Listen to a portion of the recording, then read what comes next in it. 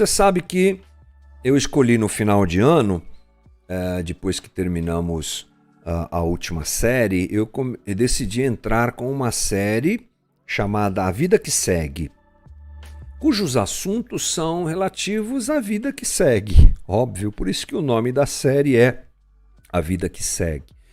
E semanalmente a gente traz aqui um assunto que tem a ver com a nossa realidade de vida e a gente destrincha um pouquinho, olha ali no texto bíblico e busca entender isso dentro da perspectiva cristã.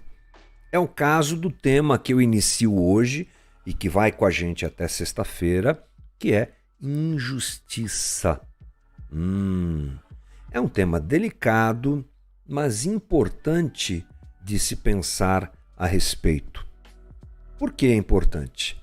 Vamos devagar para a gente poder entender um pouquinho melhor sobre isso. Hoje eu quero gastar meu tempo fazendo você acreditar na realidade da injustiça como algo presente e vivido por nós. Sim, eu vou te convencer, ou pelo menos tentar te convencer hoje e amanhã sobre este assunto. Por quê?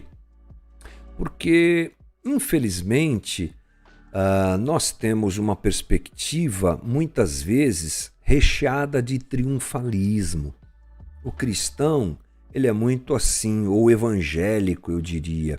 Esse evangelho que nos é dado e colocado diante de nós nesses dias, nos tira a possibilidade de olhar para a vida como ela é. E a vida é dura, e a vida é difícil. Essa ideia de que a gente, convertido, só vai viver de glória em glória e de vitória em vitória, é parte da infantilidade com que muitos lidam com o próprio Evangelho.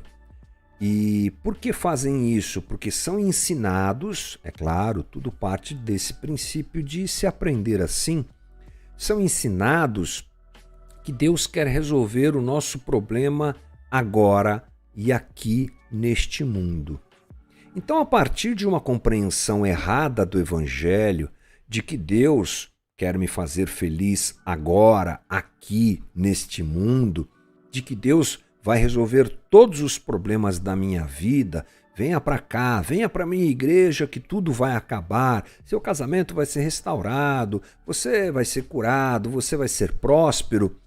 Quando a ênfase do Evangelho recai sobre esta ação divina, que é verdadeira, mas deve ser vista de maneira adequada, quando há esse exagero, quando o Evangelho é apresentado dessa maneira infantil, como se Deus colocasse sobre nós um manto diferente que vai fazer a gente ser alguém próspero, cheio de saúde, família, não vai ter mais problema. Quando a gente, acho que essa é a frase, né? Quando o Evangelho ele nos é dado como um agente eliminador de problemas nesses dias, a gente é enganado a respeito da própria dureza da vida. E o crente geralmente vive aqui sem perceber que a vida é dura. E quando algum problema acontece, parece que ele se engana. Não é? Como se crente não ficasse doente, como se crente não fosse assaltado, como se crente não pegasse Covid, como se crente não tivesse problemas familiares. Então tudo parte, penso eu, dessa percepção equivocada. Porque quando a gente vai para o texto bíblico, e nós faremos isso entre hoje e amanhã, o que nós encontramos é a realidade da vida jogada na cara da gente pelo texto bíblico, a respeito da injustiça, a respeito da vida dura em que vivemos. E é importante pensar sobre essas coisas. Ah, mas como assim? Vou pensar sobre coisas más? Vou pensar sobre coisas difíceis? Eu vou pensar sobre morte? Tem que pensar sobre morte. Eu vou pensar sobre injustiça? Sim, temos que pensar sobre injustiça e pensar como é que nós lidamos com isso. Pensar sobre essas coisas é importante, porque elas são reais no contexto de vida em que vivemos e muitas vezes não sabemos como lidar com elas. Então bora passar um pouquinho aqui essa conversa adiante e tentar entender sobre o que é que eu estou falando. Não há dúvida nenhuma de que há uma percepção de injustiça no ar, não é? Desde que eu me dou por gente, o que eu vejo no nosso país é uma das coisas mais tristes com que nós convivemos é justamente essa coisa da injustiça, não é? Você deve ter pensado, assim como eu, mais de uma vez, sobre a possibilidade de ver esse país mudado, transformado. Mas ao mesmo tempo que a gente sabe que isso é possível, a gente sabe também que tem gente que não quer que isso aconteça. Esse desequilíbrio de forças, uma puxando para cá, outra puxando para lá, exploração de uns em detrimento do enriquecimento dos outros, né? Ou ao contrário, aliás, o enriquecimento dos outros em detrimento da pobreza de outros.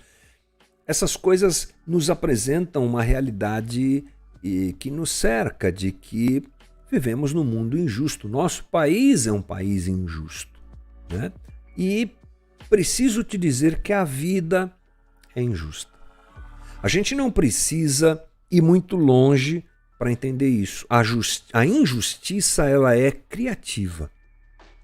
Ela se apresenta facilmente diante da gente. Como, por exemplo, quando a gente encontra uma criança num dia de frio, pedindo esmola, pedindo ajuda num farol dessas ruas das cidades em que moramos. Ali está uma manifestação da injustiça, não é? A injustiça que se apresenta na vida de alguém que sofreu um acidente causado por exemplo, uma pessoa embriagada, e essa pessoa que sofreu o acidente estava ali na calçada sem esperar que aquilo acontecesse, e aquilo acontece. E ela tem que conviver com as sequelas daquele acidente pelo resto da sua vida. Sim, eu estou sendo trágico, porque a vida é assim. A vida é trágica, não é? A gente vê a injustiça numa traição matrimonial, quando um homem dominado pelos seus desejos não contidos e pela sua canalice, abandona a mulher com quem se casou e jurou tanto amor e larga essa mulher com seus filhos ali para se virar na vida. A injustiça está no ar, ela está na violência do lar, ela está no abuso sexual, ela está no cuidador do idoso que agride o idoso ao invés de cuidar dele. A injustiça está aí, gente. A vida realmente se manifesta nesse sentido, né, diante de nós. Ela está espalhada por dentro da sociedade, ela é vivida pela sociedade. E qualquer que seja o ambiente, ali você encontra injustiça. Na família, você encontra injustiça no palácio e na comunidade carente. Você encontra injustiça no hospital, na delegacia, você encontra injustiça no supermercado, na balada e na igreja. A injustiça faz parte da realidade humana. Ela está presente, inclusive, nas relações. Pais e filhos, marido e esposa, irmãos, amigos, nas relações comerciais e até na relação dos desconhecidos. A injustiça é uma realidade diante dos nossos olhos. Ela é parte da vida do ser humano. O que a injustiça faz? Ela faz muito estrago. E não só um estrago diretamente vivido por quem é injustiçado. Esse é óbvio. Esse é óbvio. Aquele que é alvo de uma bala perdida numa comunidade qualquer do nosso país, essa injustiça pesa sobre ele, pesa sobre a sua família. Aquele que, mesmo corretamente atravessando uma faixa de pedestre, é atropelado por um motorista bêbado, puxa vida, vai se apresentar sobre ele a crise da injustiça, consequências da injustiça, ok. Mas A injustiça gera, por exemplo, frustração no coração de quem luta pelo bem e pela justiça. Esse ambiente de exagero de injustiça, e eu posso dizer que, infelizmente, o jeito que nós vivemos potencializa a injustiça, sendo ela parte da nossa cultura, sendo ela parte dos desmandos políticos que nos cercam, de quem comanda esse país, por exemplo, sendo ela parte até mesmo do jeito que a gente escolheu viver, ela frustra o coração de quem procura justiça. É difícil ver como as coisas funcionam muitas vezes. A gente se sente desanimado, ou sou só eu? Acho que você também, né? Quando a gente passa por uma pandemia e a gente tem uma verba bilionária que deve ser usada para salvar a gente e que vai parar no bolso de um monte de gente maluca, corrupta, descaradamente injusta. Não é justo fazer o que fazem. Isso desanima a gente. Ela contamina trazendo desesperança, né? A injustiça, ela muitas vezes não cabe no nosso entendimento. Por que está acontecendo isso? Como assim? Por quê? Porque temos uma ideia de retribuição na vida em que vivemos. Como assim? Nós pensamos que o justo ele será recompensado e que o mal, o injusto, será punido. Essa é a construção que nós temos na nossa cabeça. É assim que a coisa vai funcionar. Não, faça tudo certo que vai dar tudo certo. Ah, mas para aquele que faz tudo errado, vai dar tudo errado. A gente pensa assim, quem trabalha, esse aí vai ganhar. Quem não trabalha, ele vai ser demitido. Aliás, essa meritocracia nos dirige quanto à nossa avaliação. Nós somos muito meritocráticos. Nós fazemos isso até com Deus, não é? Você sabe que a gente já teve esse tipo de conversa aqui. Não, Deus vai me abençoar porque eu sou um cara muito bonzinho. Como se Deus nos olhasse e nos observasse sem levar em consideração a realidade de pecadores que somos. Sim, temos que ser bonzinhos. Mas você sabe que a coisa não funciona assim, não é? Quem é bom com os outros, pensamos assim, vai receber o bem. Nós pensamos que as piores doenças vão atingir os caras maus, os caras sem caráter. Mas essa retribuição não acontece. A vida não funciona assim e você sabe bem. Para o cristão, é uma coisa pior ainda, porque a injustiça ela se mostra como um obstáculo para a nossa fé. Muitos não conseguem sequer conciliar Deus, bom e poderoso, com a injustiça. Como é que eu vou pensar num Deus bom e poderoso diante de uma cena de injustiça? Saiba você que essa é uma realidade vivida, por exemplo, pelo salmista. Olha o que o salmista diz no Salmo 73, versículo 2 e 3. Quanto a mim, os meus pés quase tropeçaram, por pouco não escorreguei, pois tive inveja dos arrogantes, quando vi a prosperidade desses ímpios. Olha que interessante. O salmista dizendo, eu fiquei abalado, porque quem faz o mal está prosperando. O que é isso? Injustiça. Na nossa cabeça é assim que as coisas funcionam. Versículo 13 do mesmo capítulo, certamente foi-me inútil manter puro o coração e lavar as mãos na inocência, pois o dia inteiro sou afligido e todas as manhãs sou castigado. Como é difícil, diz o salmista, conviver com a presença da injustiça diante de nós e agora percebendo que isso afeta a relação de muitos com Deus, é verdade. A injustiça é, inclusive, um instrumento para se desacreditar na existência de Deus.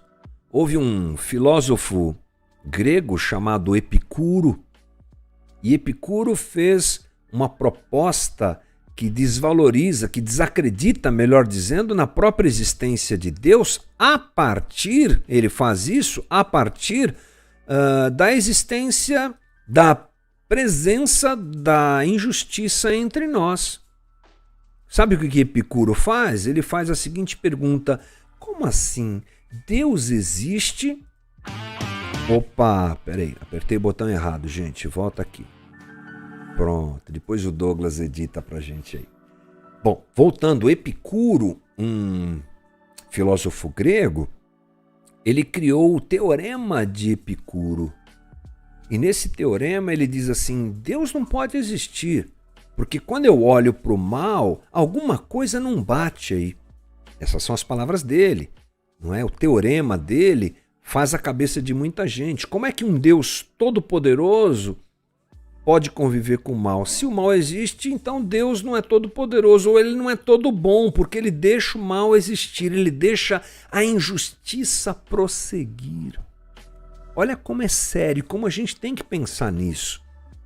Essa fé infantil, essa fé bobinha, precisa sair da frente da gente. É bom a gente se aprofundar nesses temas. Ah, mas eu não entendo. Ok, vamos tentar entender juntos e também vamos perceber que há coisas que nós não temos acesso ao entendimento, mas conhecer a Deus e o seu caráter ajusta essas coisas dentro de nós.